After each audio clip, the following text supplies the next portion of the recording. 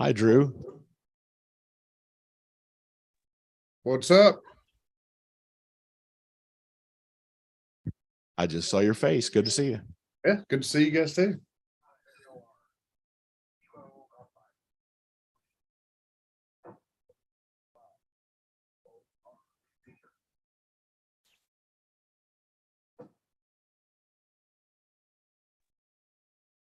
Morning, fellers.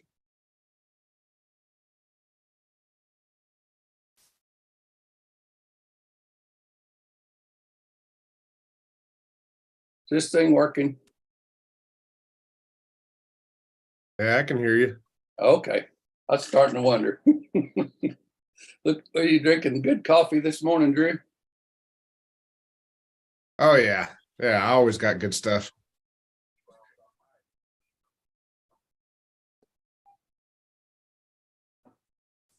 Mark, if you're still on, somebody's hollering for W5NOR on the high side.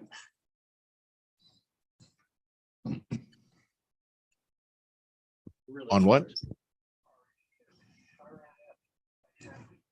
On 443.700. W5IFN. Good morning. Okay. Oh, he found somebody. I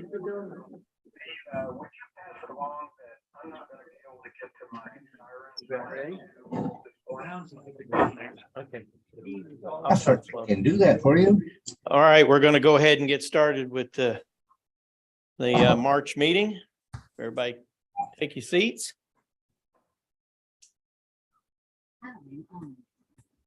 Ready to pair.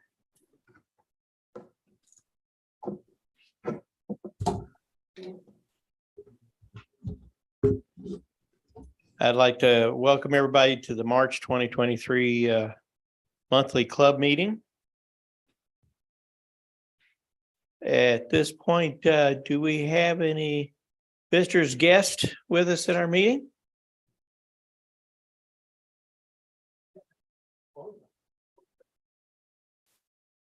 Go ahead, if you would, just tell them your name and your call.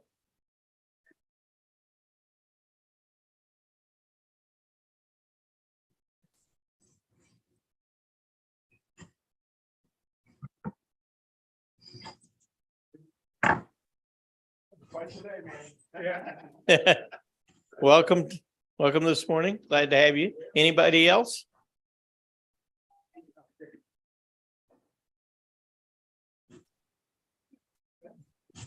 No more guests? Okay, and visitors? All right. We'll go ahead at this time. We'll do the members of the club. We'll start in over here. Bill, W253, Ham Ms is Mike M5SOF, David K0VFP, Ron K5RZO. Keep pointing me. Yes. Ed H5TV, Ron A24J. Okay. Tom K6AAA. Oh. D KK6IPL. Aubrey K5DJH. Bubby N5-1. David KI5QMF. Ken K8WTE. Bill AE5F. Rodney KF5UZA. Larry W5LHD. Not to be confused, Lee W5HLG. K5HH2. Yeah, K5CKK. Bing, November, India 5 Golf. Jonathan W5JWC. Mike KU5ASM. Daniel, KP5LUR. KD5DPD. That's my wife. Okay. Congratulations.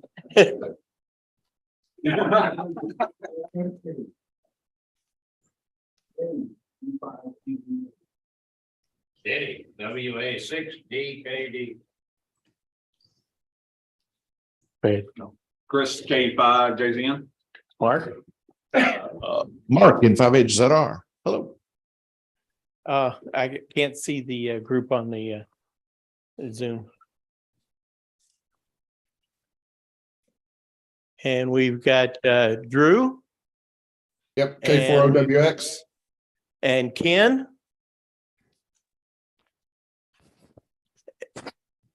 K5HFE. And we got Al Good morning, everybody. and Mike Good morning. and Peter Cord. Yeah, PETA AG5DB. And we got Peter Loss. N5UW1. And now Harold. Yeah. And I'm Mark N5AZQ. And I'm going to, at this point, I want to take a short pause to remember all of the hams that have gone silent key in the last month. And there's been several. So let's take a moment and remember them.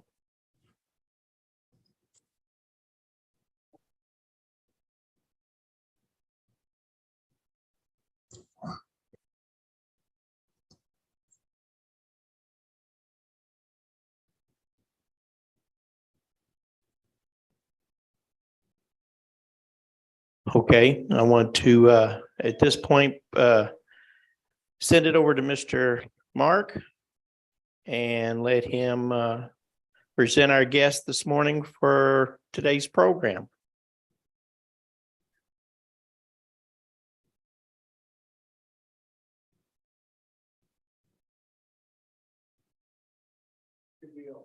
Flip switch on. Good deal. Good morning and welcome. This morning's presentation is from Fred. Yeah, go ahead and put that mic on him. Fred Goughler K5LLZ, aka the Rotor Man. I don't know if anybody who's had a rotor repaired here in the Big Norman area. Anybody have one fixed? Anyone need one fixed? Yeah, there's the nods, the hands. Oh, good. We're in the right spot. Why is your wife raising her hand about needing a rotor fix, Fred? Today's presentation is going to be on rotators. All of us old guys used to call them rotors, but I think now the official term is rotators. This is what sits on top of your antenna stack and turns the pieces around. As a young kid, I was the guy that always had to go around and turn the TV antenna to go from Chicago to Milwaukee. So I guess I was called rotor is probably the right way to say that.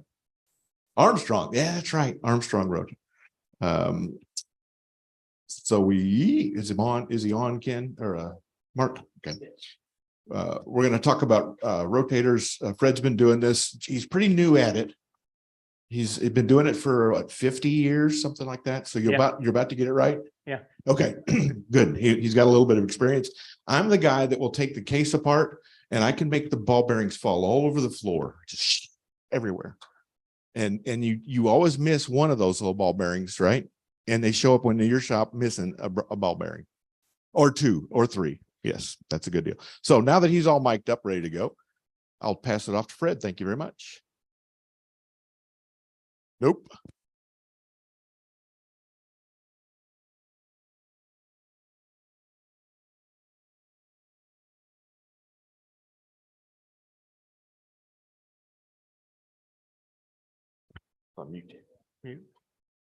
There we go.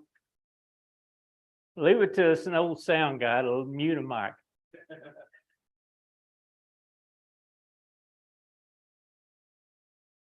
It's the first time I've ever done a forum, seminar, or whatever on rotors. Give me sound, guys. Give me sound. I've done microphones and amps and all of that to different churches and stuff, but I'm glad to be here in Norman today, just down the road from the big stadium. How many have seen me at the Ham Fest in Oklahoma City, Enid, Green Country, Joplin? Yeah. I didn't know about that until about a week before or so. But I got interested in electronics, give you a little bio of me, when I was in the 9th grade in woodshop class. Yep, and right on my instructor's desk was an old Allied catalog. How many remembers Allied electronics? And how many remembers the old night kits? Well, I got a looking at that thing and just drilled all over the Night Kit Star Roamer, which I got a picture of right there, of a shortwave radio. There it is. And talked to instructor, let me take catalog home, talked Dad into helping me buy it, and we built it. And it worked. First time we had ever done anything like that. None of us knew anything, the difference between a resistor and a capacitor at that time. Dad had a big old welder soldering gun, and that's what we soldered it with and stuff. So that got me interested and sparked the rest of my life in electronics and radios. Through that Star Roamer, I got to listen to all the different shortwave bands and ham radio. On Sunday mornings for church, I don't get to do it like this sometimes when I get the little heart down to heart, but listen to the hams in the corner, because I grew up in Barnstall up there north of Skytook, where I live now. And the four corners there, the hams will get around on Sunday mornings, is on the AM side, will give their weather and everything in that deal. So I listened to that before church on Sunday, then at Four Corners. Sparked my interest in ham radio. But I never had anybody around me that was any hams in that town. So for Christmas one year, I got a set of walkie-talkies. And on that Star Roamer, I had hooked a wire up between the house on one end to the other and come in on a wire, which I didn't know at that time was my start on Wyndham antennas, but I came down with that lead down there. And so I had my brother take off on a bicycle and go on one side of the town, and I'd take that wire that I had off of that antenna for the shortwave and tie it to that walkie-talkie and get more range across town and everything out of the walkie-talkie. So that's where I started getting my interest in trying to get out. For graduation, yes, I did start on the CB, the chicken band or the children's band, for about 20 years. That got me in, sparked into antennas. Yeah, antennas and rotors, tower climbing, setting up other people's stations and everything for about 20 years. I was working in McDonnell Douglas at that time, and I got to meet an old boy. His name was Gene Joins. I got a picture of him up here. He had been a ham about as long as I had been breathing. And he helped me learn my code. He told me when I started talking to him, he found out my interest in radios. He said, I'm going to get you off that children's band. So he got me, he made the cassettes. I had a little battery operated cassette I'd set in the car as I went to work, and I'd listen to code at 5 words a minute. And he made me another tape of all the different explanation points and all that other put in there.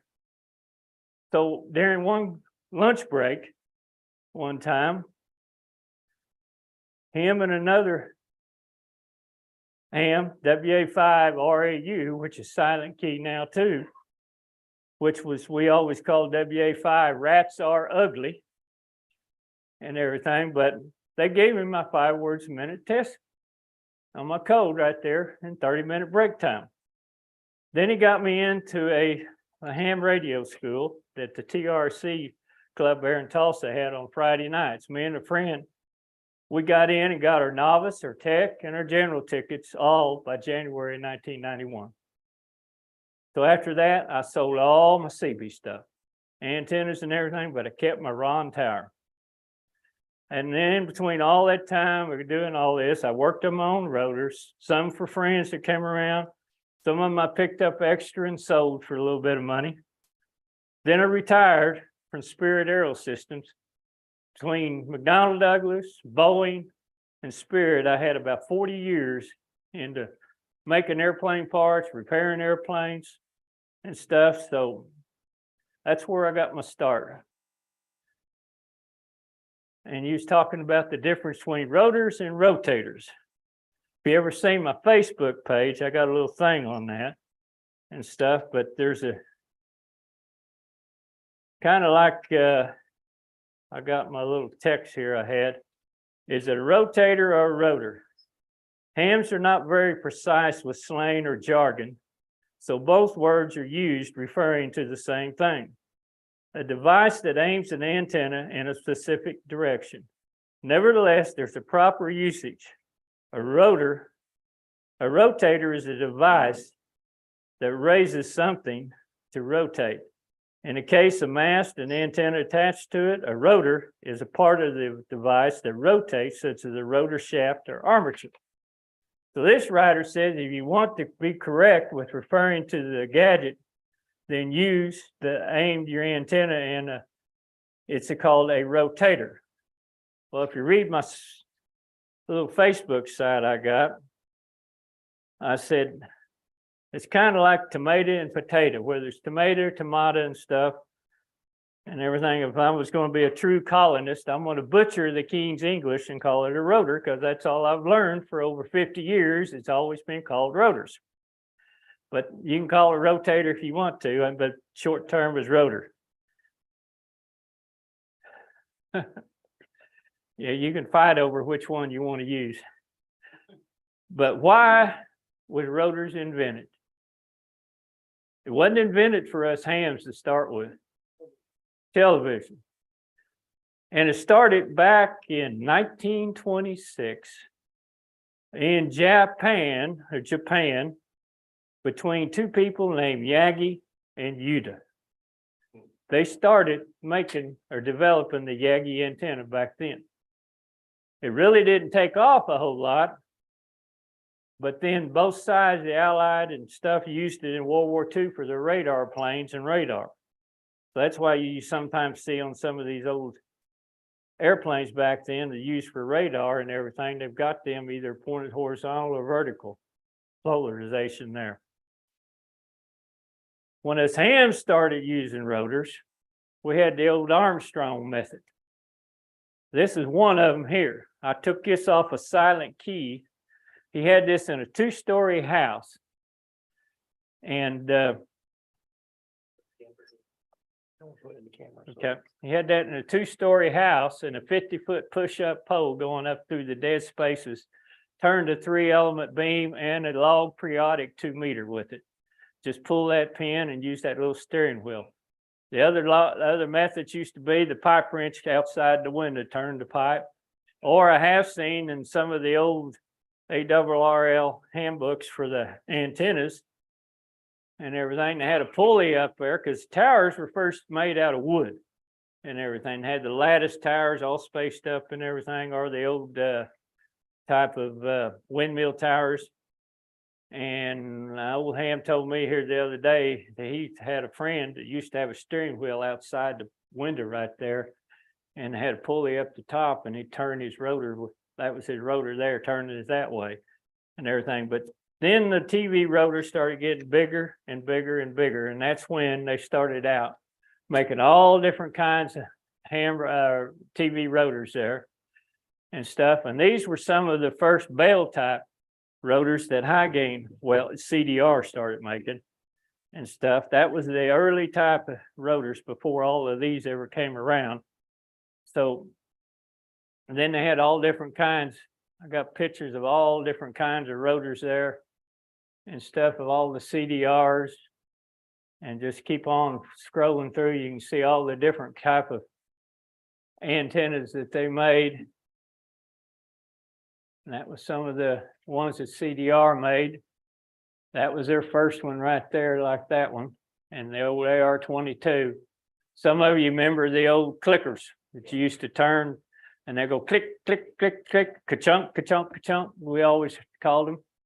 And you can see they had all different people and different makes. There were a lot of little companies come out making little rotors and stuff of all different kinds of TV rotors there. So that's what got started in the rotor business, was the TV rotors. Then the hams started using them for their little beams and everything. It turned their little beams. But then everybody wanted to start getting bigger and bigger and bigger. And they started out with probably about the 12-foot beams, 11-foot beams, going all the way up now to 40 feet or more and everything. So the little antenna rotors and started going. But we had fun back in the 40s. Ron Towers started making towers, but you didn't see the 20s and 25s and bigger until the late 50s when the 20 and 25s started coming out. Then they started getting bigger for the commercials, and then the hams started wanting them and everything. So that's how we involved in all of the rotors and everything. Then we come up with the medium-sized rotors, which was these here. And I think I got some other pictures. Just keep on strolling through there. The medium-sized rotors, this is an old TR-44. And there was some others that came out along about that time too. There was Alliance came out and everything. That's the first Ham Ms started coming out in 1958 was when the Ham Ms started coming out. That was one of the first catalogs or the first manuals they had right there. So they started coming out in 58. The medium-sized rotors, they all came out. Kimbrough came out with a rotor. There was, let's see, there was, Wilson had some out too, some of theirs. They're big ones there, but everything. But so Kimbrough and Alliance. Alliance was a big TV rotor place. And then they came out with the HD73, which I had a picture of the HD73 in there too. They was all medium-sized rotors. They didn't have a brake in them.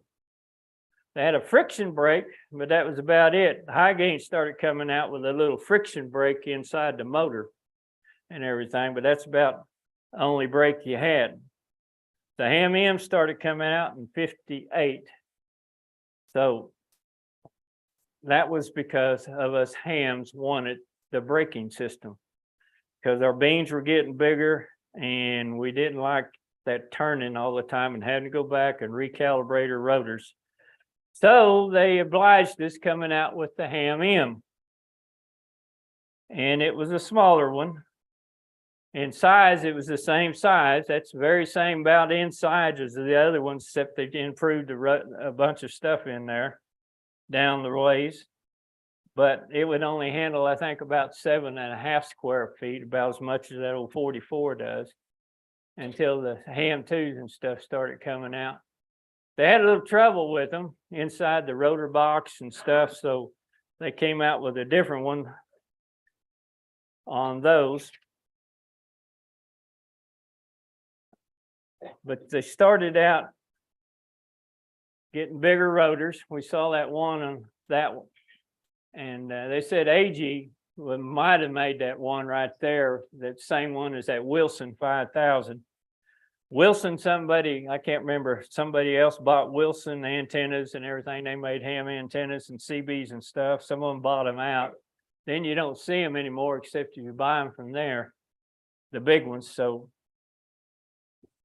and then Kimbrough got bought out by Yazoo along the way. So that's where Yazoo started out of the Kimbrough. If you look at them, they're about all the same thing, kind of like the old Alliance rotor there too, was plugged in that way. So that's what got started on all the hams. And they needed bigger and bigger brakes and everything. So the braking system was important because of all the big rotors. We didn't like seeing our big hams radio antennas sitting around like windmilling around and everything. So they came out with the bigger rotors and better rotors. The Ham 4, the Ham M, they did it into a Ham 2. And then they went into the Ham 3. The Ham 2 improved a little bit. Then they went to the Ham 2 box and everything. The reason why they went, you see that brown box right over here.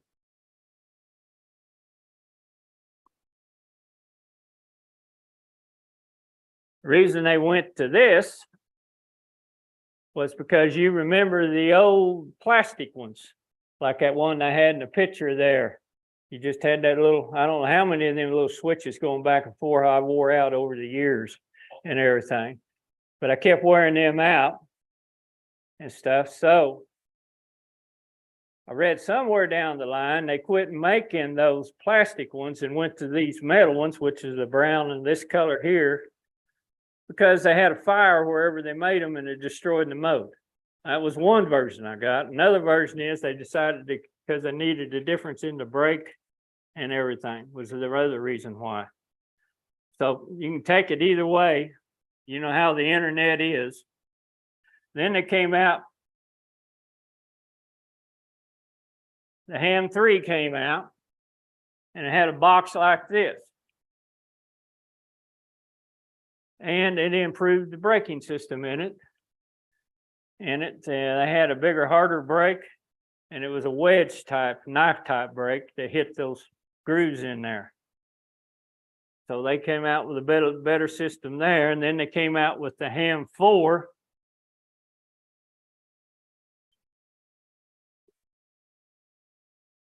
Which is this one right here. This one was a Ham 3, and I made it into a 4. Little do you know, there was no difference at all up here in the 3 and the 4. The only difference is down here. The wedge is different. The brake housing is different. And it's got a steel ring gear now. They did away with that aluminum cast. And high gain now, you can't get the aluminum cast because they decided now it's cheaper. They can get the stainless steel made or the steel one made over the aluminum cast. But I've still got about 30 of those aluminum rings there at the house that I've tore down other rotors and got. Little did you know that there hasn't been a whole lot of change since the ATR22 and the TR4s came out. Because you could take some of these parts off of this. I wouldn't use the bell because I don't think the bell's as heavy as these are. But this little part right here, you see right here, I'll get in the camera. That's the same one they're still using today. That part there, that's the same one. Fits on the bottom of this. That's the same part. After 50 some odd years, that's the same part. And this part right here is the same. It's used in the old TV rotors, the TR44s. It's used in the Ham Ms, and it's about used in this one right here. So there hadn't been a whole lot of difference, but the insides have all changed and everything. So high gain has improved on the ring gear. On the potentiometer has changed. It's better now. The limit switches now have gone from the old reed type they had to micro switches. So high gain, needless to say, everybody puts MFJ down, but they've improved the high gain rotors. I don't have much to say about their other stuff, either yay or nay, but I do know they have improved the rotors. I know they've come out with a pulsating rotor. I got to talk with them sometime whenever I get into talking to them about parts and everything, to send me some stuff on their new literature on the new pulsating rotors they've got out. Did away supposedly with the potentiometer. So they've improved it a lot. The Tailtwister has improved a lot too.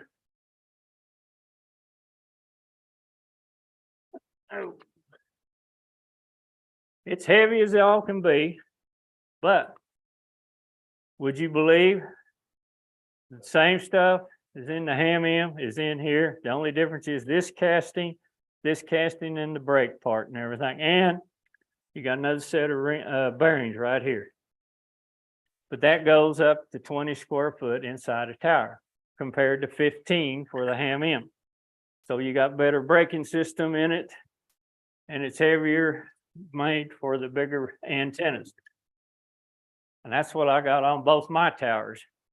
It'll sit up there and turn my 442 meters and stuff around just like that, compared to what it does in my bigger tower. But one thing I got to say, you can't mount that Tailtwister inside a RON 25. And I do not like people cutting the braces off their towers to put one in. When you cut that brace, you weaken that tower. Yeah. So you weaken that tower. I've seen people cut their Ron towers out to put a bigger rotor in. But that weakens that right there. I've seen it. I've seen somebody had it about a 10 foot, and next thing I knew, the tower twisted and came down. So don't mount them. Yeah. So then you get into the ring gears. I've got pictures of the ring, tick rings and stuff. Towers.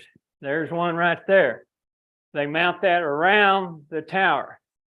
And you mount your beam in that, and you can turn that beam. That's a lot of the contesters use those things on the big contest. They'll mount a 20 meter, 15 meter, 10 meter beams, and you can have all the different sizes. They've got it down up to what sizes they need.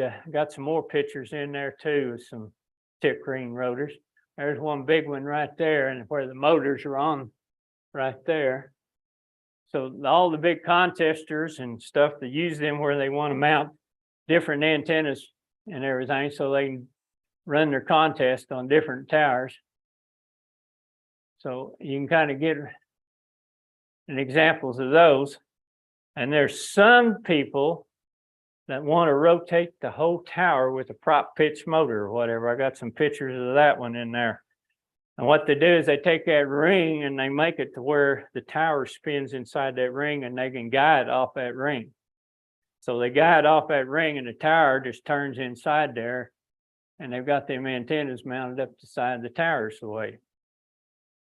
So I wished. My neighbors probably wouldn't be, but so that's how they get by doing that.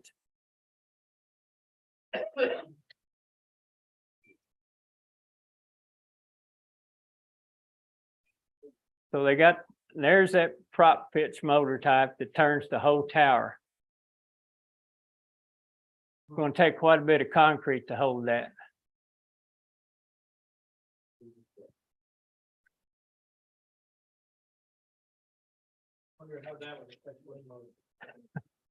I don't know. I had never got into that part yet. There's a big old prop pitch. That's what Ham started with back in the 50s, taking those prop pitch things off the old airplanes and using them for rotors and stuff too, to turn their big stuff.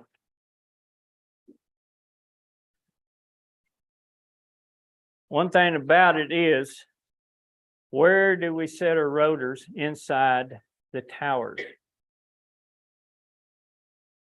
Me, I don't like them sitting up there close to the top of the tower.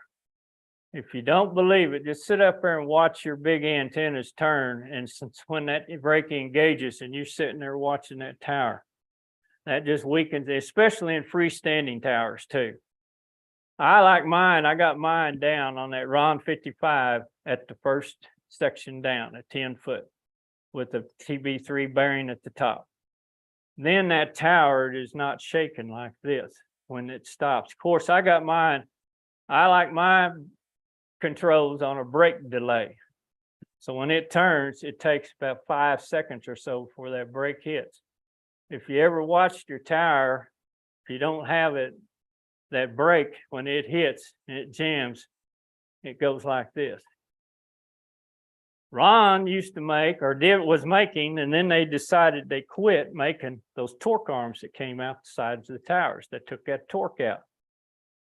Well, I learned a long time ago, they quit making them for a while until the Hams started hollering about it, and they started making them again for their towers, but that takes that torque out, them torque arms and stuff. So it takes a lot. If you sit up there and watch some of these commercial towers, they got these big old round antennas on them, they pick up a lot of wind. You usually see them down a little lower and everything. So you got to watch it when you get up there too high, that wind load and everything. It's going to sit there and rock that tower back and forth, back and forth. And it slowly just weakens, takes the tower's taking the stress of everything. So you got to watch that too when you get up there, and you got to watch when you get your wind loads on these towers and antennas too and stuff. And you get your wind loads stuff off of your antennas, and then you got your wind load made for the for the rotors and stuff. And then your mast figures in too. DX Engineering's got formulas in there, a chart you can go through. You can put all your antennas and wind loads on that, your wind load of your rotor, and they got the mast and everything, how high it is and heavy and everything that figures up.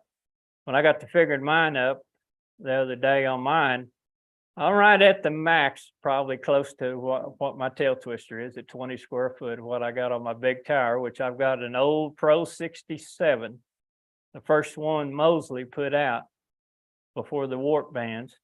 Above that one, I got that 2-element 40 that Mosley makes, the little shorty. Then above that, I got a homemade 17 and 12 meter 3-element beam. So on a 2-inch pipe. So I got it up there. It's a 50-foot tower and I got it down 10 foot. So I got about 10 or 11 foot just above it with those three. And I pretty well got that ROM 55. I don't have to worry about that 55 going anywhere, and it's solid. So, but I'm right at the max with my rotor. That's what they say. And that solenoid on high gain, they got the 2 larger of the 8 conductor wires go to your brake system. That carries the most current. That's, if you go to your rotor box for 1 and 2, you should get 30, 31 volts. That's what carries that AC voltage going and hitting your solenoid. If you ever sit there and listen to them things, you can hear that brake wham when it goes open and stuff. That's how I can even tell from my ham shack, and I'm under my patio and everything, and it's way out there. I can still hear that tail twister clicking. So I know it's a working. But that whams back, and so you know if you let that go without a brake delay, when you stop, that wham. That's why I put mine on about a 5-second delay board inside of the control box, so it comes to a stop, and then it stops on the wedge. Because if you don't, sometimes it's gonna rock sometimes, especially if you're going with the 3 things and you happen to get your hand off that thing and that brake closes in there. That's, especially when you're about halfway through, that's not too good on that brake system inside on the deal. I have seen the old Ham M3s, and I've had one go, and it just sat there and turned all the way inside and wore out all them grooves inside that wedge and everything. And then I had a buddy of mine give me his old Ham M one time.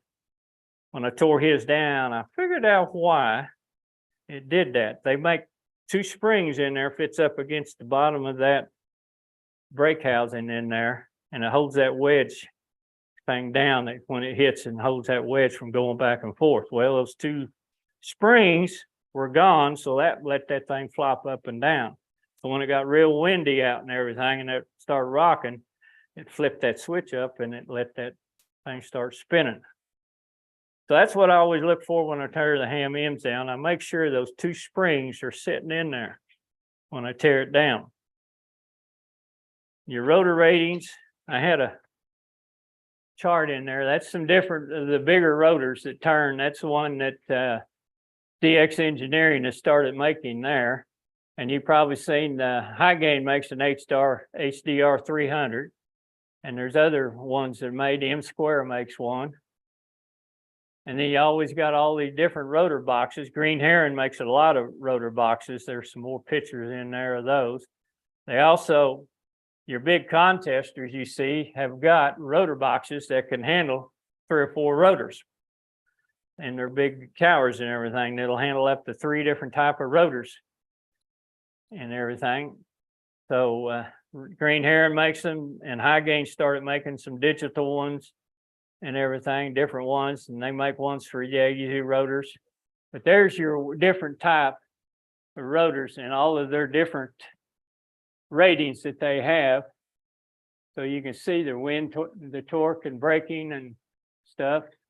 These here started coming out in the last few years. They're expensive and everything. And but they've come out, one of the ones that you can turn up for your satellites, like the Yaesu rotors and everything. So those are come out. High Gain has started selling these rack end rotors too. So you can tell the difference between it and the little TV rotor here of all the everything. So all the different kind of type of brakes they've got coming out now, the disc brakes or the wedge or the worm gears coming out on these. So they got all different types of braking systems, medium, light, and heavy. So they all got different types of rotors coming out. Talked about the wind load, the braking ability, and turning torque and everything. You get these big antennas, you need to know what turning torque you have so you know how much torque it's going to take, that you're going to have enough to turn those big antennas. I know it's going to take a big one if you get one of those Mosley Pro 96 ones. I don't know, a bunch of them have put them up.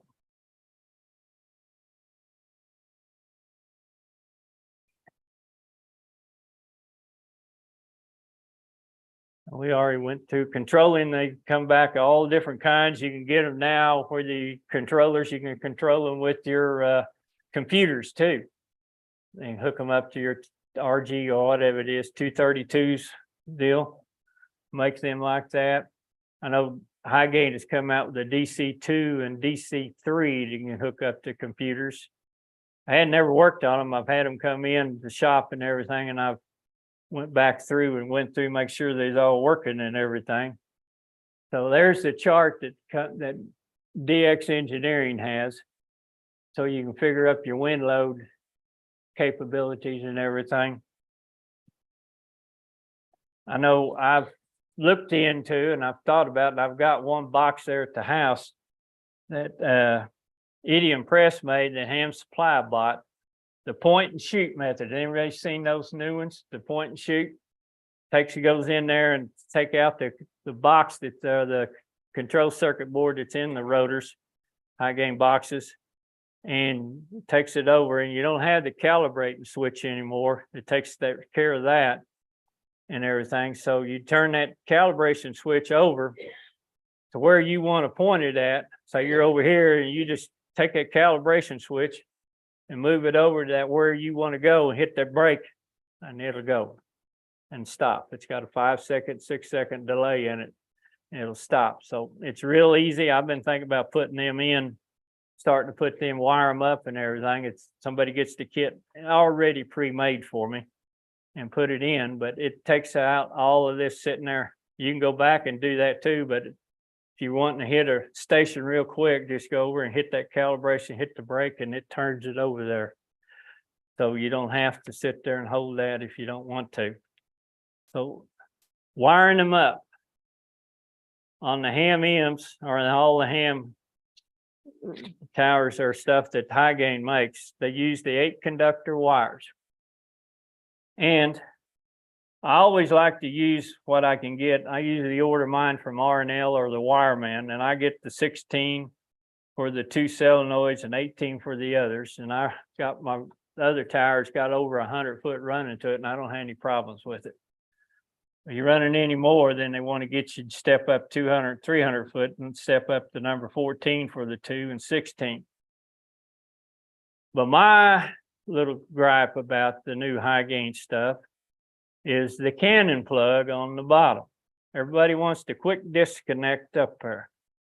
Well, if you ever stop and look at it, you got them little pins running for them big wires. That's another way of building up resistance. And I have found through the times, it takes 13 volts to run 7 and 8, and that goes up to the potentiometer. That's DC. And you run them through them cannon plugs, and every time you run it through a plug, that just builds that much more resistance up. So by the time you get up 100 foot or more, how much DC voltage is going to get you getting up to that thing for the resistor? Sure, you're going to get your AC running to hit the solenoid, but are you going to have enough to show you your rotation and everything, or even make it run? That's what I've run into, the connection. I don't mind the Jones plugs that they're putting on the back of the rotor boxes, which makes it nice for an easy, just quick fix when it starts lightening out, just pull it and save your rotor box. Because I have seen lightning, I've worked on them, and everything, where it has hit a rotor. It knocks the potentiometer out. I have had one melted, a chunk of it about that much on that plastic around that wire round, and took the motor out. And then I went to working on the box, and there was a nice little black line all the way down the printed circuit board. So that does the Jones plug on the back was one neat way. It just, when it yank it out like you do your coax when it lightens and everything, you don't have to worry about your box going. That's the only, but I don't care too much, and they're not very waterproof. Them Jones plugs are not very waterproof. I had a guy from Louisiana just sent me 2 tail twisters. I went through one, and he wanted a Cannon plug put on like his other newer one had. So I put it on for him and everything. He's the one that started, that I put in there, the rotor man that helps the hams rotate the world. He gave me that moniker, you might say. So I just told him, I'm gonna put that on my website and everything for Facebook. So that's where that came from. Nobody down in Louisiana. I just fixed his tail twisters and up for him.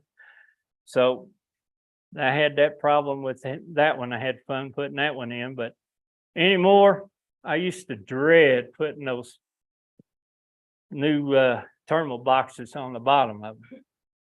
Until I figured out a little shortcut on that, then I don't dread it anymore. I'm not sitting there trying to solder with it pulling out and trying to solder them all together. I just take it all out and put all new wire going up through there and everything, so I don't have to do that. So I found some little shortcuts down the way. All right, here's the mounting thing. That's where I get where you can mount it this low, you're going to get this twist in this tower and everything. And other people have problems thinking about how in the world do I tie my rotor or my cables off on a tower with it turning. And some people, how much do I need to make that loop? How big of a loop do I need? So what I do, I go up here and I just tie the tape up there. I tape it up right there. Don't use the cheap Harbor Freight tape or whatever. Use the Scotch tape you can get at Lowe's, the 33s, electrical tape. Some of them other tapes, they get warm in the summer and they come off. And I've always found that Scotch makes about the best electrical tape to do. I'll tape it up all up there, and then I'll come down here and make a loop. And what I do is when I hold it down here, I make that loop and make sure it'll come over to this side and come back over to this side. And I know my loop's good. It's going to clear that 360 degrees around. That's the way I loop it off. I'll use some wire ties through there, but I'll make sure my tape is holding, and I'll wire tie it a little bit better sometimes. But that wire ties too, you might want to get the big, good electrical ones and not the Harbor Freight ones that'll give out. Man, you want black. Black is good for the ultraviolets. So that's what I use all up and down my towers and stuff, holding coaxes and rotor wire and stuff. Besides the tape, is I use the black, the good zip ties. That's one thing you have figured out. Black is good for the ultraviolet. So if you want your stuff to stay up, you want to use that.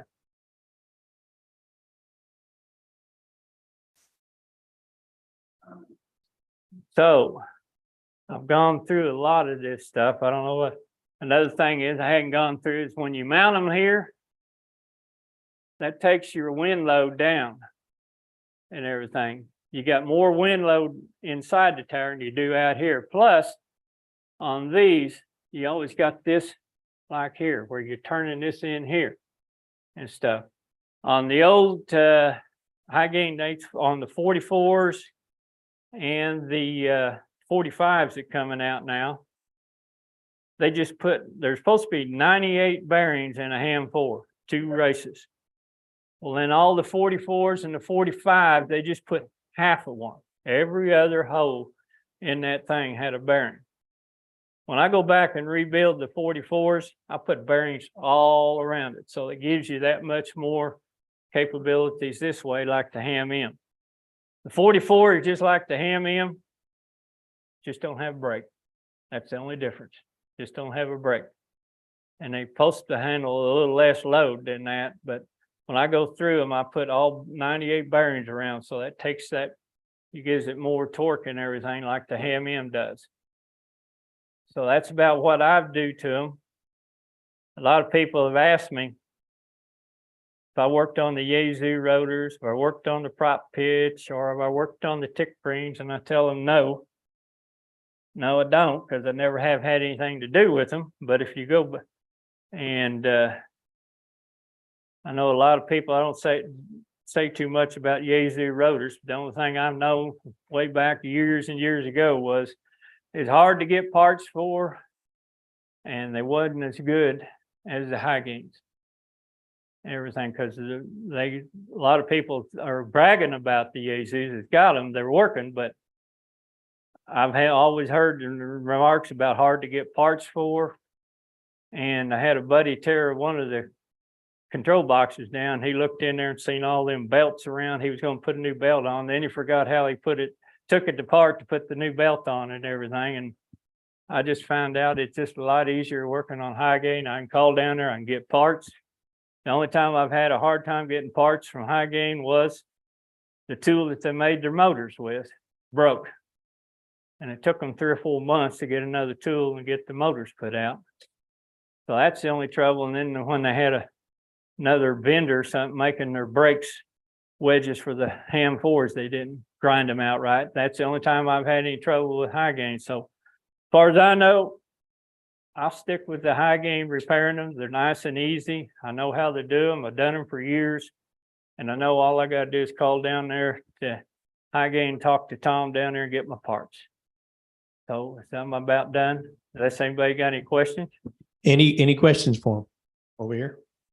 Oh, I've heard endless discussion about whether, like in the third example where you have a truss bearing, whether the rotor should carry the weight of the antenna array, or whether the rotor should essentially float and the thrust bearing should carry the weight of the antenna array. What I do is Hang on, let me repeat the question. Okay. Question is on the right side of the screen, should the thrust bearing carry the weight, or should the rotor carry the weight of the antenna? let the rotor free. I put my weight on the bearing.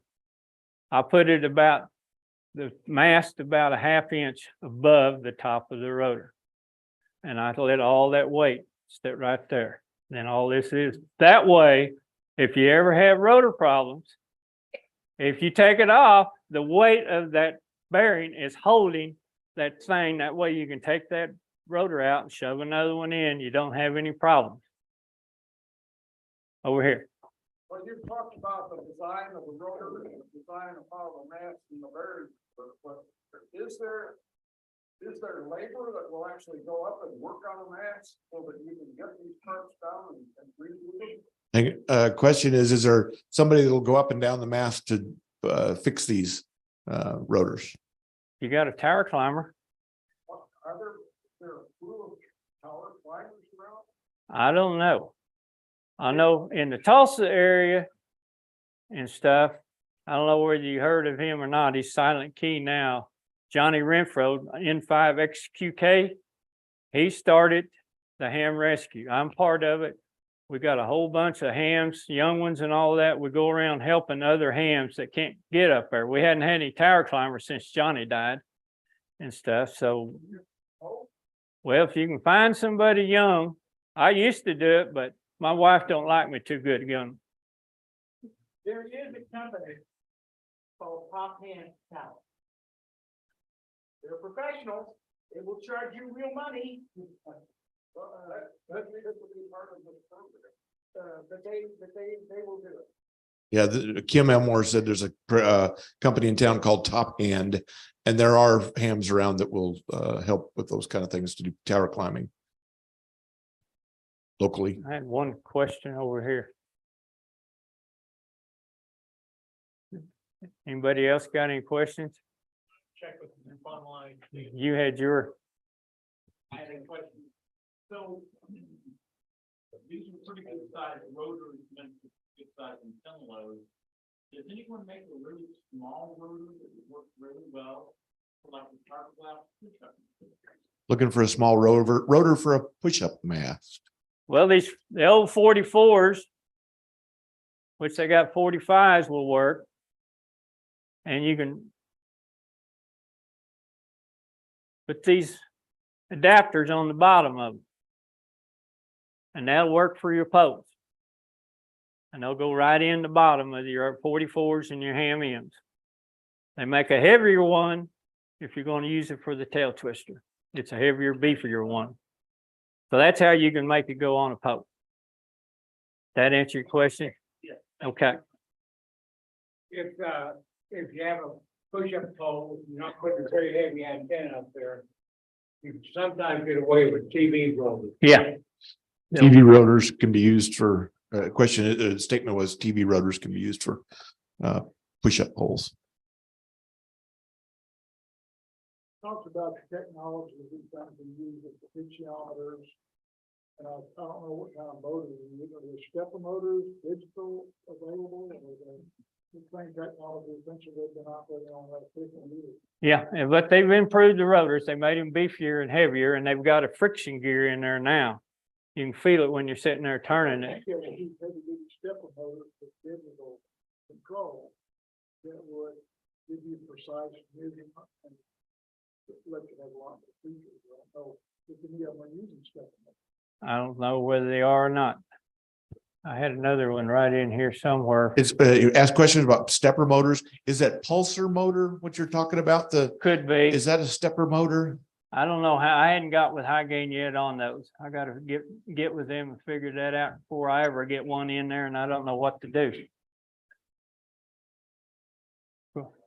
I just have a comment about power. I have an HDBX 48 panel, which is pretty modern, but the worst thing about it is it's got X brace. It is just very uncomfortable to climb. And so don't forget about the fact that you can go to a crane company and you can have them put a man basket on the crane. And they will lift you up to your tower, to the top of your tower, where you can do whatever you want. Again, it's not free, but that's one way to do it without climbing the tower. How much they charge? Kim says there's a man basket you can put on a crane to make that happen instead of climbing a tower. From the company, it'll go up to 60 or 70 feet. Best way to do that is run it on a Friday afternoon. You get to keep it all weekend. Yep. You only charge you a day. That's usually a couple of $100 a day. I don't know what the cranes cost. It depends on how big they are. And you have to remember, they have to still get it into your yard. And they're not real light.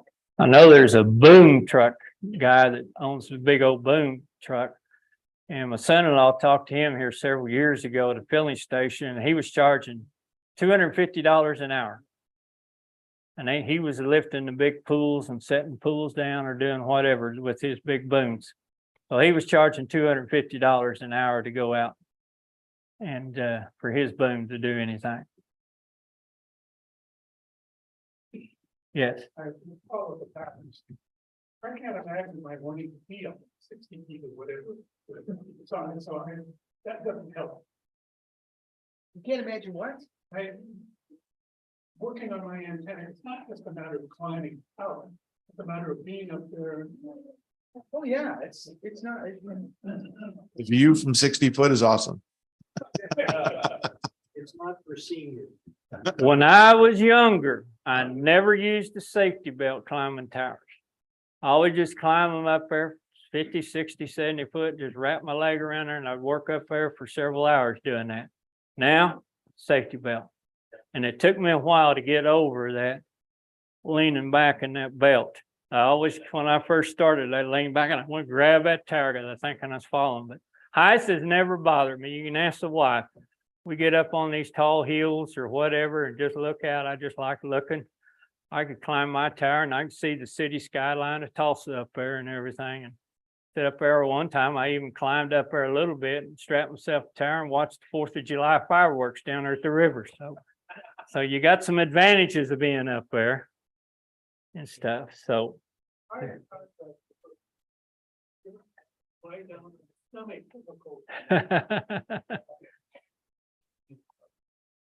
so has anybody else got any questions? Have I answered everything what you had in your wanted to do? I've got some right over here. Plenty of them. That's kind of off. I got an inherited an old rotor called Ken Pro. Yeah. I've heard rumors that they should bottom out. Yes. Okay. I got one that's big and new in box, so. Yeah. Yazoo bought Kim Pro out. Yeah, like 30 years ago. Yeah. Allied Rotors, they went out of business, and all they're making now is controls to raise and roll your garage doors up and down. So that's where Allied has gone to. But High Gain's still around and still kicking. Any more, Dave? I have an Alliance HD73. Did I run into problems with parts? Yeah. The only one I Alliance know HD73. around might have some be Norm, if you can get him in a good mood from what I've heard. I did read on the internet this week, Katz has gone out of business. He's retiring. And I called him up wanting to see what parts he had for the High Gain rotors, and he said, what parts? So I've heard pros and cons, people calling High Gain and waiting several months, but I hadn't had any trouble. I don't know. Where's Norm at? Norm is down in Alabama, down way somewhere down in there now. He used to be in New York, and a buddy I talked to up there around Washington, D.C. said he sold out to somebody else and they moved it south and stuff. So Norm is in a wheelchair sitting in the beach in Florida, from what I've heard. So that's all I know. Does anybody else got anything? Anybody online questions? I see no movement. Could High Gain still have that there plug with the little wings on the side, those clips? Yeah, those 9-pin or 8-pin plugs, Jones plugs. Well, they had little metal clips on the side that you supposed to plug in it. And those Jones plugs had the cool clips on them to hold them. Well, first rotator I bought was a High Gain, and that had that plug. But both sides would never catch. Yeah. And they had a rubber boot, and shrink rubber boot, big enough to go over it, but it wouldn't shrink down around it tight. Yeah. And where was it? In back east, the big Ham Fest back east up. Anyway, there was a whole box of them there, the connections. And I told the guy, I tried a bunch of them, and one side would catch, but the other side wouldn't. And I told him, I said, I'll buy a dozen of these if you can get anyone in there to connect up. And he tried quite a few of them there, and then he just done like that and walked off. And I just wondered if they still got that system, or they got them to where it would work, or what. I've only seen the 9-pins without the clips on them. They just push them together. That's the only, our 8-pin Jones plugs. Never have seen one with a clip on it. But I know it. And anyway, it got my rotator was junk. And so I took it down to Texas to a fellow that works on them down there. Yeah. And I don't remember his name. But he took it apart, and all the bearings come out on the floor. And he said whoever built it didn't put a one little pinky of grease in it. Yeah. Totally dry. I put lithium grease back in. It's good for hot weather and cold. I can attest to that, because when it got down as cold as it did, that big freeze, every guy I got rotors all around in Oklahoma City, Edmond area. They was a turning. My buddies down in Sapulpa was turning. He just bought a Ham 4 off of me. So I always put the lithium grease in. That company put them together dry. Nope. But you tear one apart that's been up for several years, it comes out with almost no grease. Well, these here, it wasn't that old. Yeah, I know, but if they don't put a whole bunch of it in there a little bit and everything, it will. He said they was not one little, I mean, drop in there. Yeah, And, I think I finally just traded it to him. He give me a little bit, he's gonna rebuild it. And I bought one of the old that he had built on, rebuilt. it. uh-huh, What, ACDZ or whatever. Yeah. And I feel you did it, did excellent. yeah. I've torn apart where the grease was just dry as could be, caked up in there and stuff, or you just had just very little grease and you're just wondering how it was turning. So I get them on all kinds of shapes, or I get them all rusty and everything. That's when I'll throw everything in a sandblaster and I sandblast them all. I don't have one of the little Harbor Freight. I got a big stand-up commercial model and everything. So I get all the rust pretty well out of it with the sandblaster and everything. That's why that guy in Louisiana, he'd been sitting around since '79. His grandpa, aunt, dad, and uncle and all used it. It was rusted all up. The ring gear, the bearing holders were just falling apart when I was pulling it out and stuff. So I get them in there and I get them all cleaned up, buffed up, and they're just like a new one on everything. So, and repaint them, you can see how I get them all repainted and everything, sandblast it. So it makes a lot of difference. Everybody through? Fred, we appreciate your efforts. You can find him at all the Ham Fests coming up. And there are business cards up front. So if you brought a rotator, bring it on up. You can see it right here in the OU. And we'll take a 5-minute break. So run around and have fun. Thanks, Fred. Me appreciate it. Thank you. Very good.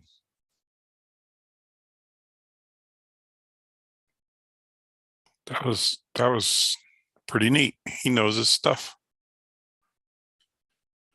I think you can all. That's an understatement. Yeah,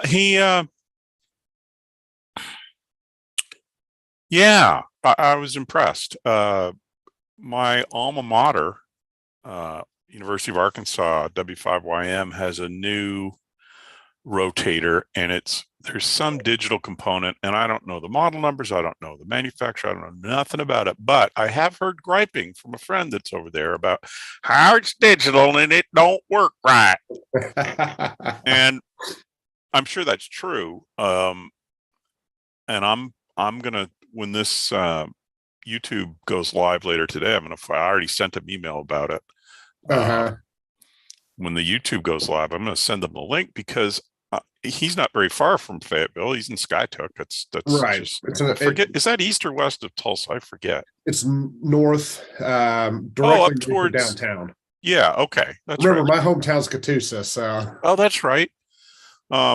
Yeah. So it's probably.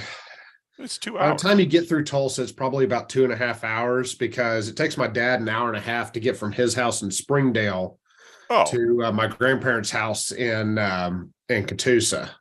Yeah. Okay. So probably 2 hours, maybe a little more than that. Yeah. I mean, Tulsa's.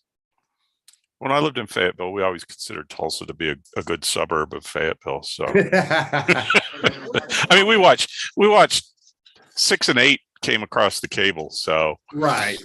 And whatever the others. That's still considered in there. Yeah. I mean, I believe the Tulsa Weather Service office covers. Yeah. And I was there. I was there when that all went down, kind of, sort of.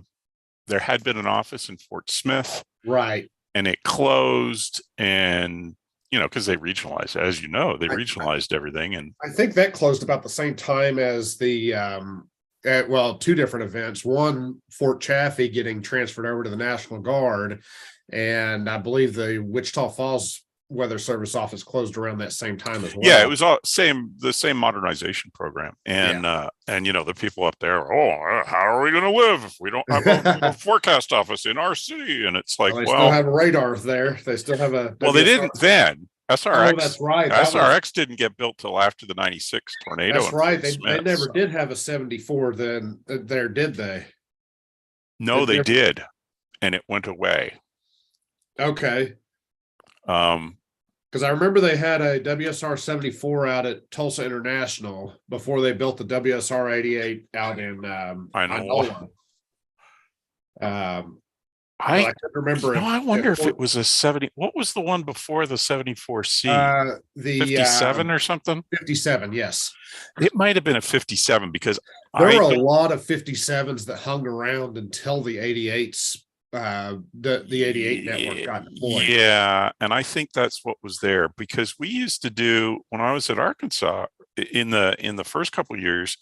One of our deals was we had a 2-meter beam that we would point down to Fort Smith, and we would relay the Skywarn stuff from the local net down to the Fort Smith office. Nice. Yeah, and that went away with the modernization, of course. Right. You know something interesting up in, I'm still kind of getting my feel of things up in this part of the country, but the Cleveland office, they have, it's either a 6 or a 10-meter FM setup where everyone relays, because they cover a pretty wide area, and all of those smaller nets relay their information directly into the office via that. That's cool. So yeah, that's cool. It's pretty impressive setup. Yeah, so I'm gonna send this when the YouTube comes out. I'm gonna send it over there to those guys and say you need to talk to this guy and consult with him and see if, because I suspect it's something dumb, right? Something's cross-wired in the rotator. I don't know. Like I said, I don't know any of the technical specs on what they've got for a rotator, but I bet he knows how to fix it. Now, whether he has to go and physically fix it or not, I don't know, but right. He'll at least be able to tell them which way to move. So right. Yeah, I think I told you my dad got his bachelor's from Arkansas. Oh, really? Yeah. Yeah, he graduated in 79, I believe. Oh, okay. We got there in 90 and I got finally started school like a year later. My wife did graduate school there. Right. I vaguely remember you telling me about that. And I got my BS in computer science in 96. Okay. Yeah. So yeah, Dad grew up in Southeast Kansas, but he visited a lot of colleges, junior, senior high school, and he just kind of fell in love with Fayetteville. And well, I was going to say he wouldn't recognize the place now, but he's in Springdale, so he knows exactly what it's like. Oh yeah, he's better down than there. I do. Yeah, he's down there fairly regularly because his best friend from college has season tickets for both football and basketball. So he's down there, and I think he has season tickets for baseball as well. So Dad's down there with him pretty regularly. Yeah. I went to a game with him. They were playing my alma mater, Western Kentucky, in football one year, and this was probably 2017 or 2018. So we went there. We went there for that game. And then I've been over there a few other times. Of course, they've moved his section of sidewalk a few different times. They've moved it? What's that? They moved it? They have they've moved them around from time to time. I think it's been because I didn't know they'd been moving stuff because we tried to do it in math class one year, figure out how many people graduated every year, how many square feet of concrete it required for each graduate. Then when would the campus be totally concrete? And we never really came up with an answer. But they moved. So I think it was either 15 or 16. This was before my dad retired, and he was still working in Saudi Arabia.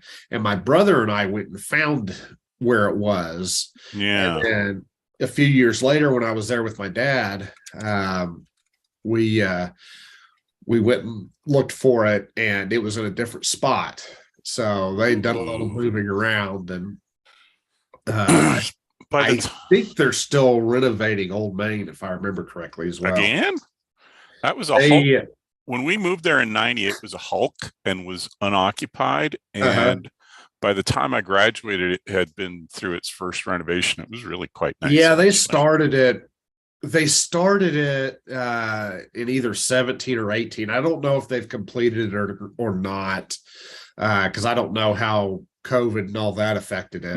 Yeah, Because that may have put a lot of that on pause. you bet. But yeah, I know they started it. I don't know if it's finished or not, but yeah, they had all of that. Last time I was on campus, they had all of that. They had scaffolding and all kinds of stuff. There were a couple other of the old residence halls that they were renovating as well. Yeah, I'm just looking on. They've got a directory online of all the graduate names here. Yeah. I sort of don't remember where my own name is. I've seen it. Uh-huh. Um, And then actually my stepbrother finished his bachelor's there as well. So the last time I was there, we went and found his name. cool. And actually my mom has a degree from Arkansas as well. She went to IU first, then later on got another degree at Arkansas.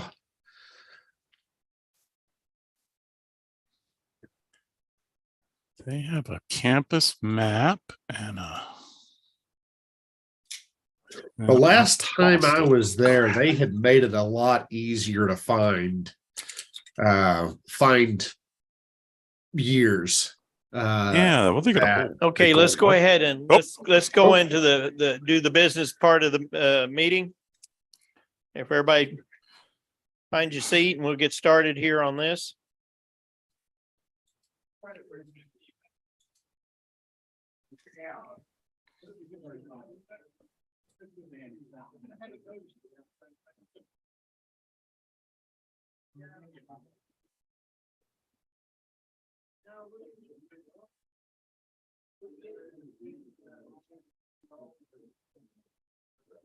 Let's go ahead and get started if everybody would.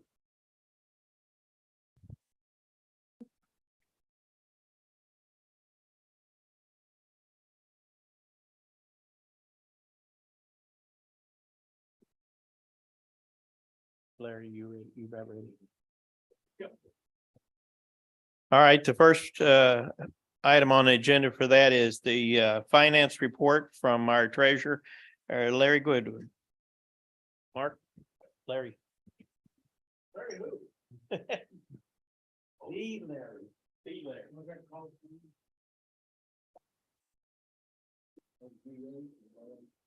Larry.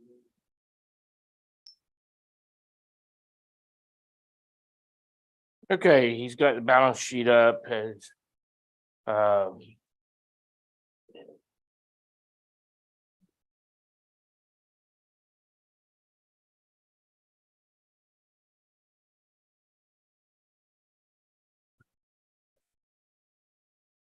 the sheet I have in front of me is not the right one. So we have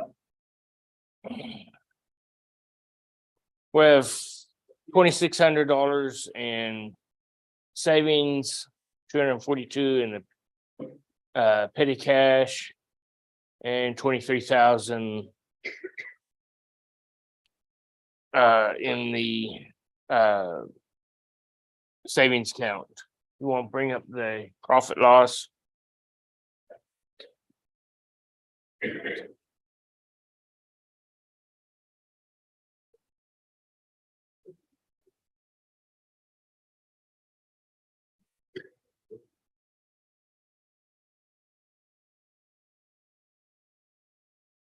So we've received one of the final payments from Amazon Small of $110.32. Last month we did real good on the donut cup and brought in $49. $253 in memberships, so doing good there. Small expenses, so we brought in a total of $368.49 overall. I just did get the first receipt in on Winter Field Day. If anyone else has receipts for Winter Field Day, they need getting in. So I can distribute checks out to everybody. Anyone have any questions? The new membership list online yet? Not yet. I've got to do some corrections on it. There's I've got to edit some stuff and do some corrections, and then we'll get it online real quick. Probably sometime this month.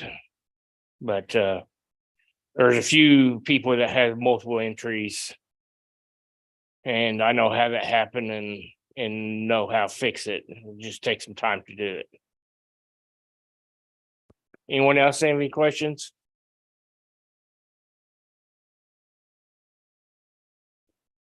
Thank you, Larry, for that report.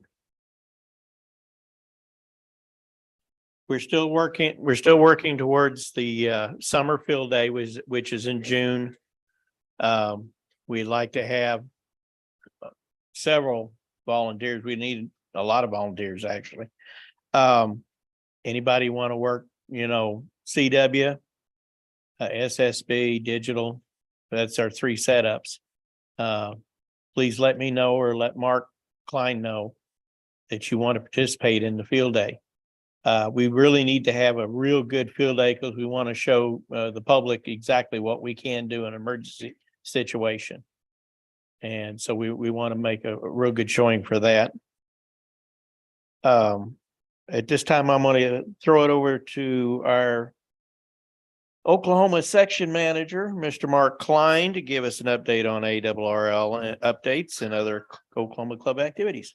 Thank you very much. Appreciate it. We've got tons of stuff happening. And I know there was 3 of us from here, at least, that went to Elk City Ham Fest, about 100 folks out there. Another good event for that far part of the world. We've got We Scars have a technician in a day class. We ran one of these way back in January 30th. We ran about 9 folks through it. Our technician in a day class is April 1st. That's not a April Fool's Day. It's real. So if you have friends or enemies that you'd like to bring to Amateur Radio Fold, this is a great way to do it. We just give them a book. They do a technician cram, read the thing all day long, and then test session with our wonderful dancing Ed Hatch is going to do this one. Is that what I hear? No, he says no. Okay, Peter Laws. One of the 2 will be doing the test session at 3:30. We have that up and coming, which is really nifty way to do it. Still working on Oklahoma City Ham Fest. We're working on Ardmore Ham Fest. If you want to help with Ham Fests, let us know. As a reminder, that Enid Ham Fest has been historically the first Saturday in, anybody remember? Not April, November. First Saturday in November. They have moved to the middle of September. So if you're waiting for Enid, they're now in September instead of November. So this is a new time frame for them. They're trying to get a little space from everybody else and maybe get something in a warmer time of the world instead of the cold time of the world. So that's a good one to sign up with. I'm going to pass the mic over to Alfred here, who did a representation for the club. What do we have? 24-hour notice? A little less than 24-hour notice of a weather event in Oklahoma City at Penn Square Mall. And I'll let Alfred say a few words about that. Thank you. Well, we ended up having an opportunity to set up a booth at to Penn Square Mall, and it was the Extreme Weather Expo. Attendance was amazing. We estimate that we had about 3,000 people in attendance in the mall, and the mall management's going to get back to us. They actually have people counters somewhere, and they're going to get us an exact number of people who were in attendance. We made about 300 contacts. So we had former SCARS members, other club members from other clubs, and a lot of prospective new hams. And of course, it was like perfect timing to introduce them to the possibility of getting their license in a single day. And we actually sold several books. We sold like 6 books, which was great. And we're estimating that we may get somewhere between 10 and 20 signups to the technician class. We'll see when it's all said and done. So it was very beneficial. And the only thing was we would have liked to have done a little more. And of course, I don't know if they're going to do this on an annual basis, but they have, the mall management agreed to let us know. They were very pleased with our presentation and we're very pleased with our attendance.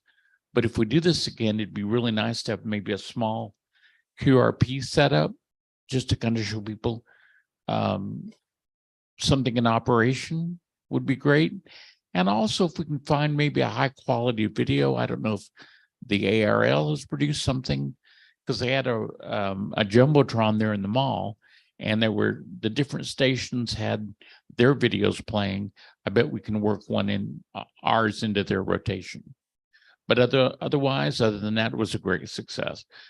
One other thing I wanted to add is, as you know, when I came here, I came from other clubs, another area, and I used to work from some agencies that will at this point remain unnamed.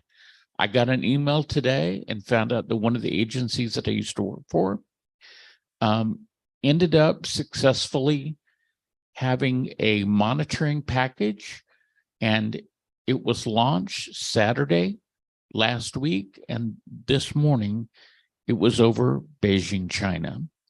The package was a weather balloon, of course, and it had APRS tracking, but it did gather sensitive data such as weather, temperature, and altimeter readings. But just to let you know, in case you wondered, yeah, there are a whole lot of amateur launch balloons around, but we've launched ours back at China, and we're going to have to wait and see what their official diplomatic response is. But I just thought it'd be kind of interesting to know. Thanks a ton, Alfred. Nobody shot it down. It's still talking. $12 million. Well, it'd be 12 million.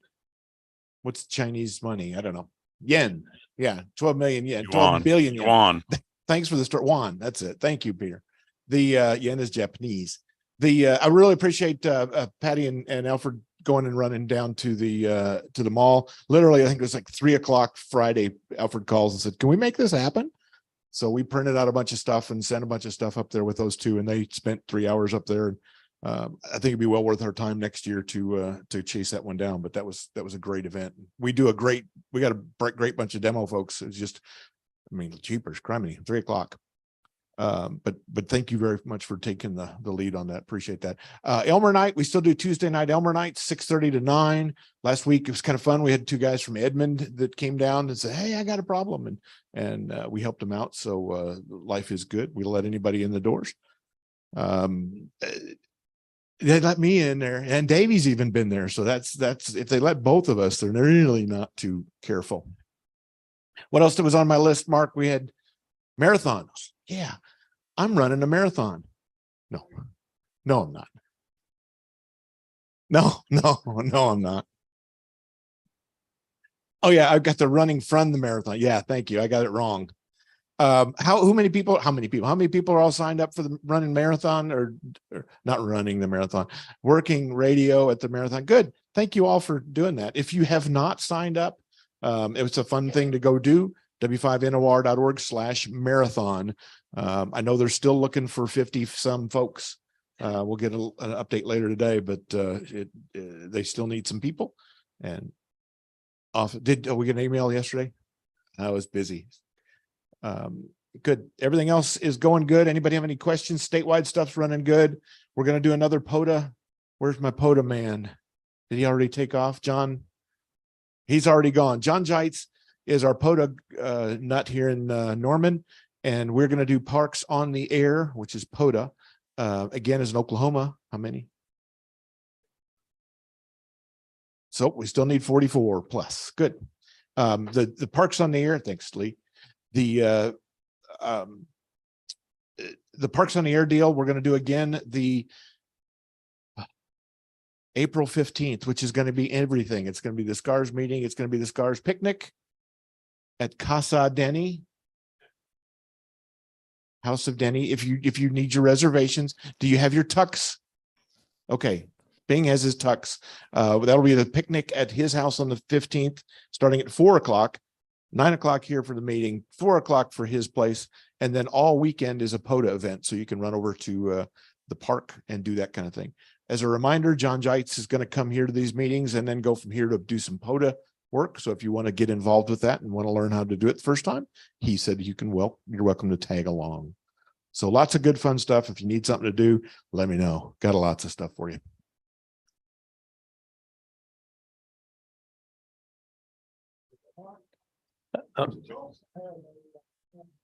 Does Tulsa have a ham fest? Wow. Thank you for bringing that up. Claremore has a ham fest, which is the Tulsa Ham Fest, which will be the day before Easter, April 7th and 8th this year, Friday and Saturday. We SCARS usually have our meeting on that second Saturday. It will be moved to the third Saturday so we can all go to the Claremore Ham Fest. It is the biggest ham fest in the state. They usually have about 1,500 folks in presentation, and they're all good to go. Life's good. I will be there Friday, and Mark and I will be there for sure Friday and Saturday. And you're welcome to come up. They got a good piece, but yeah, that's just on the other side of Tulsa from us. And it's at a big convention center. Fred.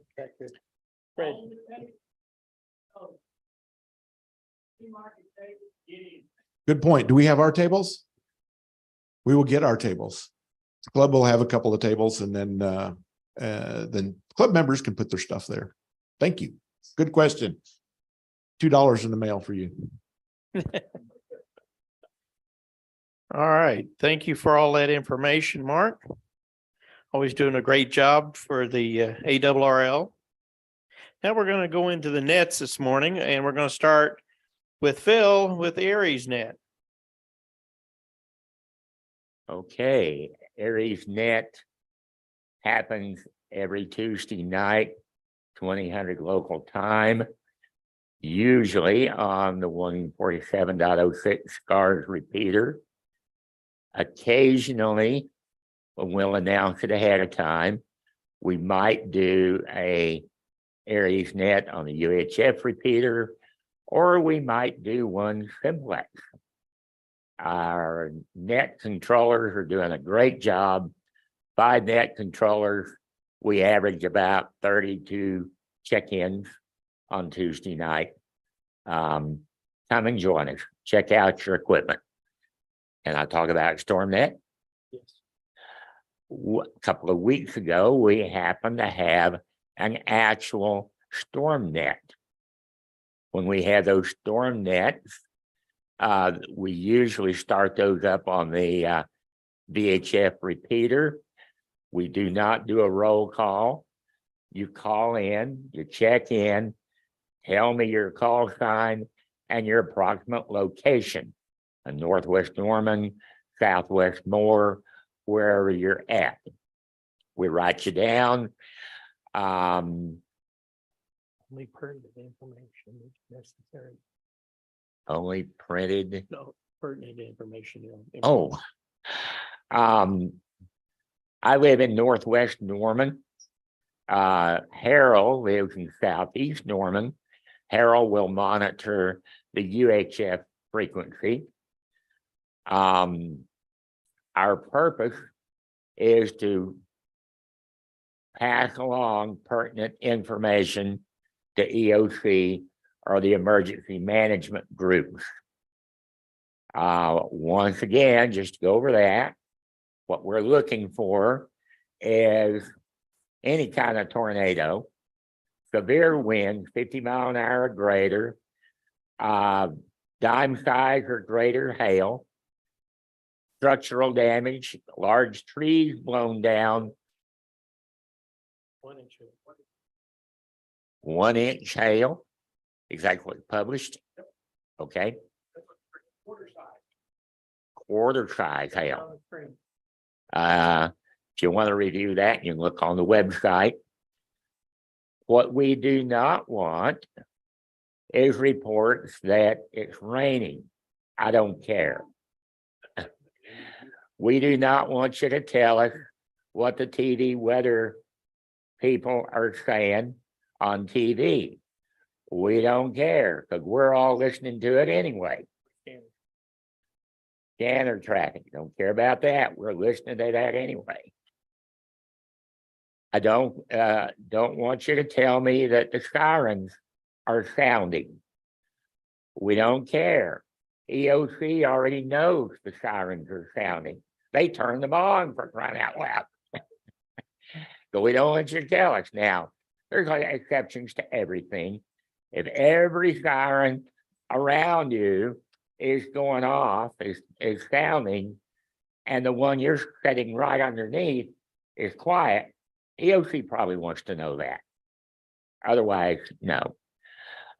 We have had some interesting occasions. Remember our precedent. We do this on the VHF repeater. If the VHF repeater is unavailable, we go to the UHF repeater. Harold's monitoring the UHF repeater. If both repeaters are unavailable, like suppose the electric power goes off at the county site and no SCARS equipment is available at all, we go back to the VHF and do it on simplex. It's not perfect. We do the best we can with what we've got. Harold's monitoring, I'm monitoring. If you're on a 5-watt portable, you're probably not going to be able to talk to me. So just listen along. Or relay if you can. Like I said, not a perfect situation. We do the best we can with what we have. That ought to do it. Thank you. Yes.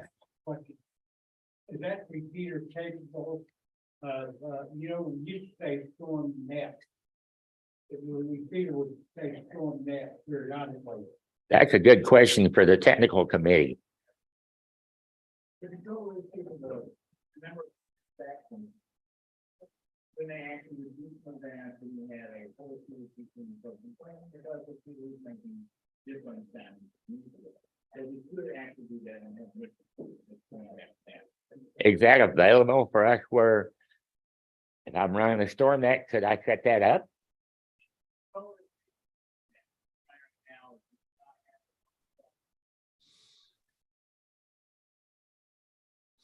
That kind of like much double talk. Can I set that up? We chose not to. I can, but you don't want me to. Not me.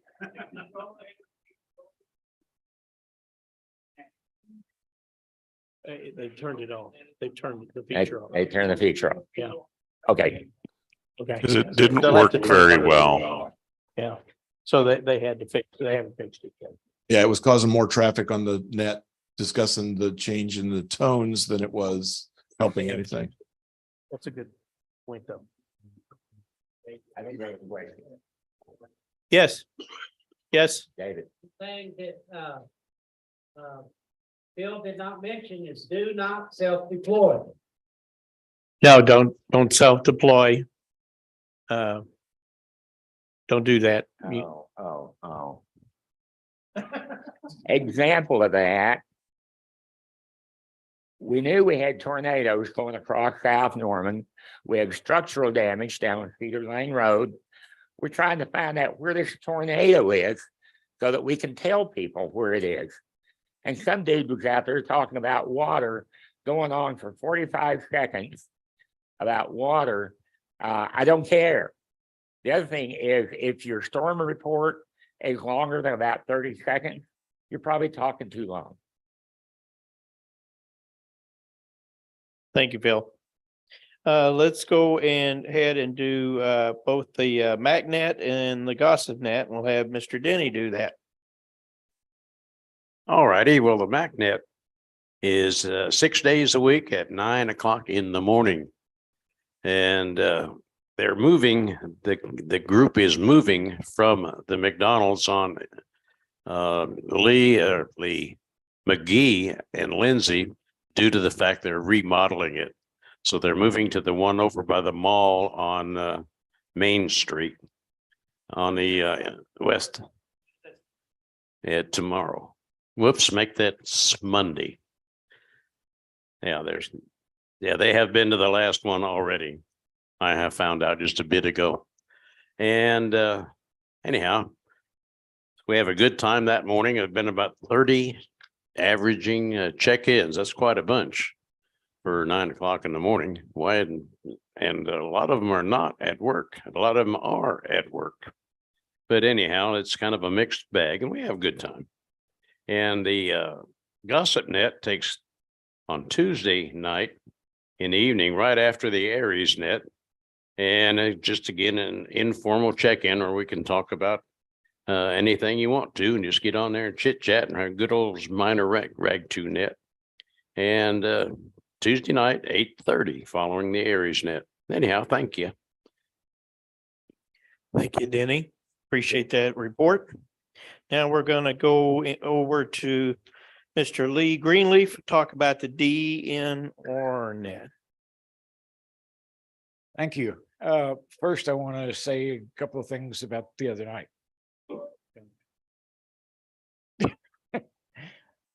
I want to thank everybody for participating the other night and for all the help they did. And a special thank you to Mark for going out and getting the generator running during the bad weather. That was the only way we got the repeater back up. Anyway, the DMR Aries net happens every Monday evening at 8:15 p.m. on Talk Group 3140, and it's statewide, but we also have other people from other states always checking in with us as well. We always try to do an education piece during it. And so if you have DMR capability, please think about joining us. Talk Group 3140, 8:15 on Mondays. Thank you, Lee. Appreciate that report. Now we'll go over to Mr. Bill Baker to talk about the 10-meter net and let him tell you what's going on with it. As you might suspect, we have a 10-meter net every Wednesday night at 8 p.m. Central Time on 28.445. We've been running 12, 15 people at the most recently. But come and join. It's a good way to get your feet wet in HF. I might get in a plug for the solar cycle is going up still, but there's not much further for it to go up, and then it's going to start going down again. And this is a good time to get on 10 meters and get, as I say, get your feet wet in HF.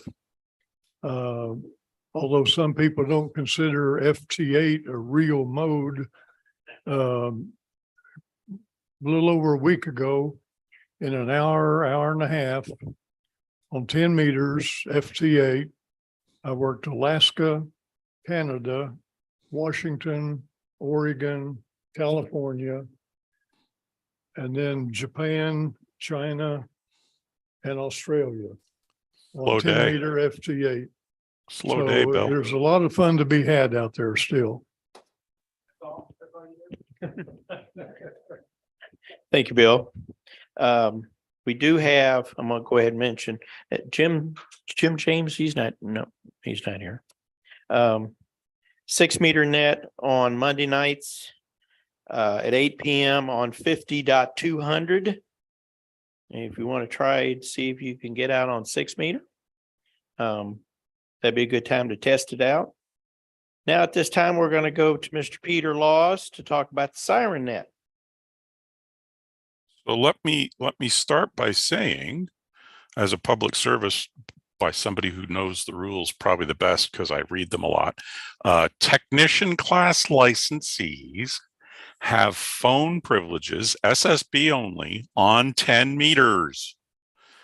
Technician class licensees have data privileges on 10 meters. Data includes FT8. Get a short dipole up there, get a cheap used radio and get on the air.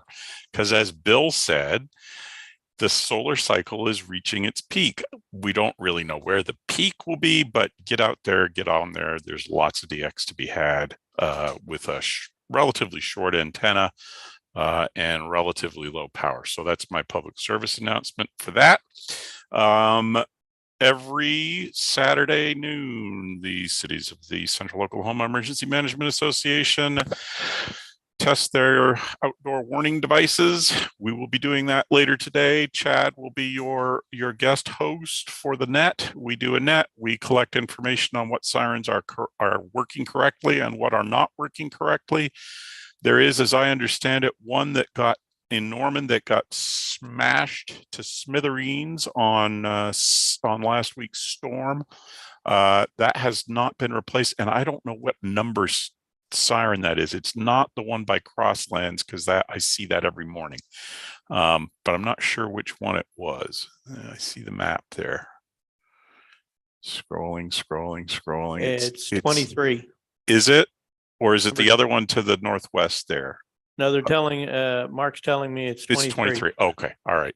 So that one will not be sounding today. I'm not sure we have a volunteer for that one anyway.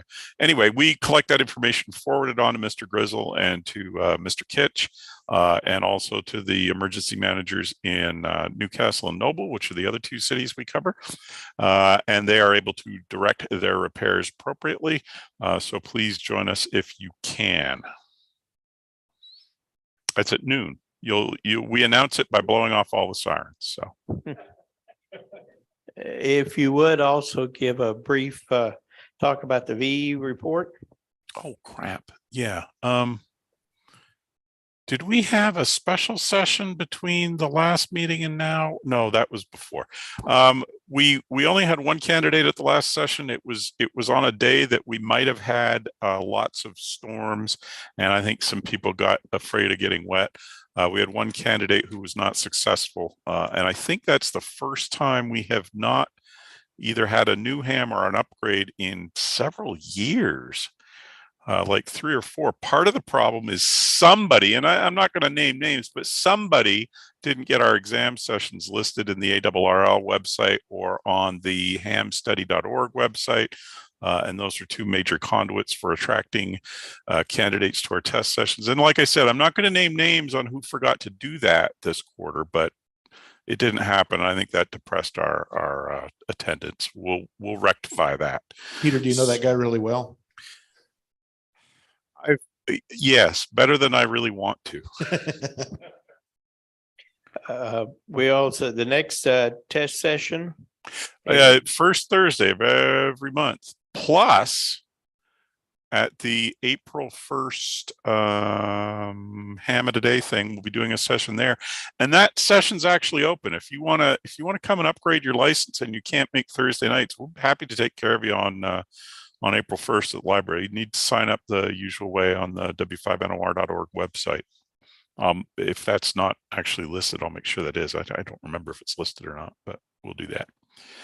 So yeah, that's that. As far as the exam team is concerned, that's an open test session. If you want to come and test, that's fine, whether you take the class there or not. Thank you, sir, for that information. And again, new hams and renewals, $35 to the FCC. So that's not a VE fee, that's the FCC. So upgrades, they don't charge you. Change of address, they don't charge you. All right, thank you, sir. Now we'll go to new business.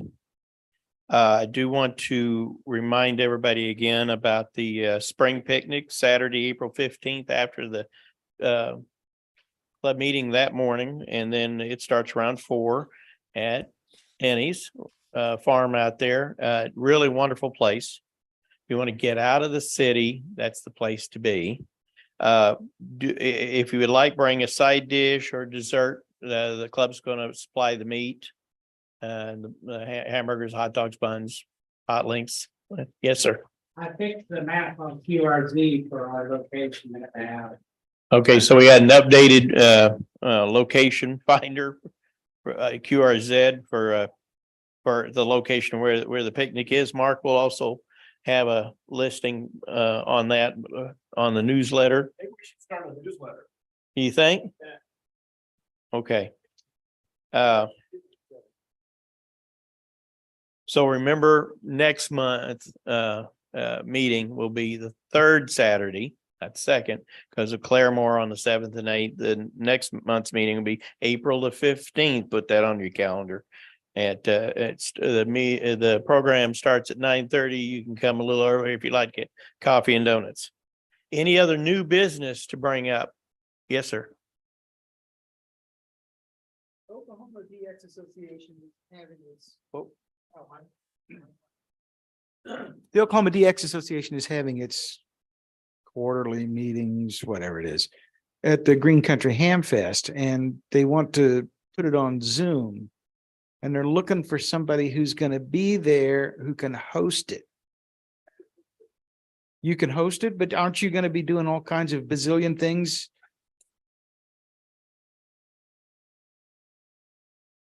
If What- you what- people to run it, he's got to count. that. Oh, okay. All right.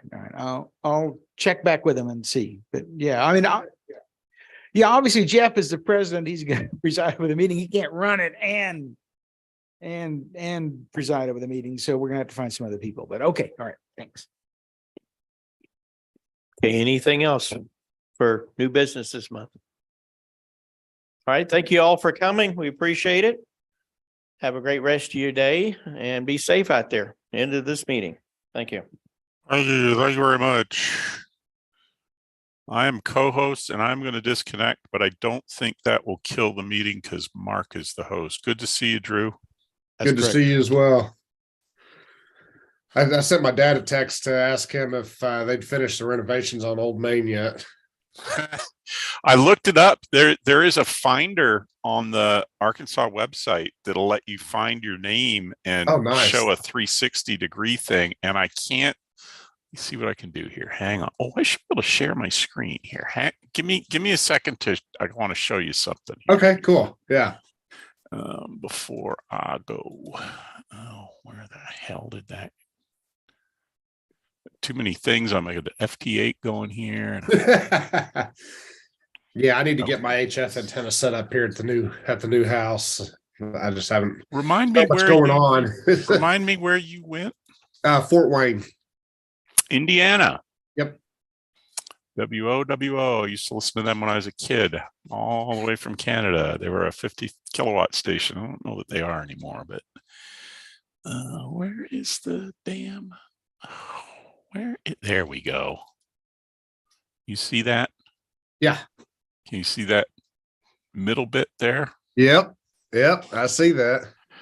I asked them, I said, because I had looked at, I mean, that's a neat, that whole senior walk thing is very cool. I think it really is. Because you can go right back to the first graduating class in 18, whatever. And they're all good. Now they didn't do it the first, it didn't start till like, I want to say like 20 years in, but they did go right back and put everybody's name back before that.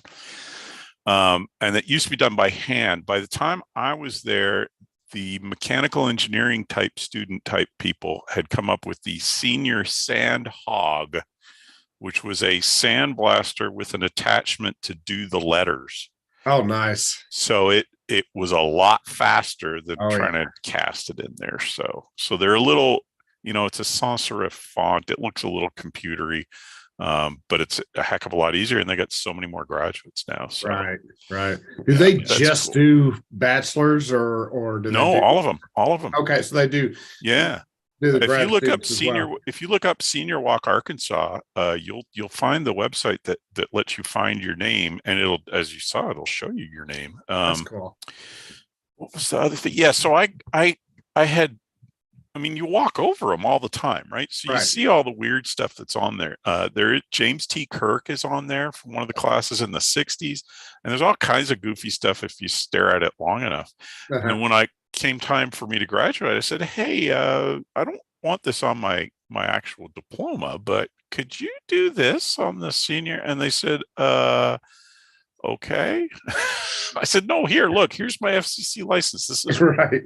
But that's why I could never get a different U.S. call sign, because it is literally carved in stone. So. Right. Yeah, I get that.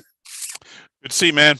I'm All gonna right. sign off. Mark will still be hosting this, so it shouldn't go away. All right. Have a good one, man. All right, see ya. Yep.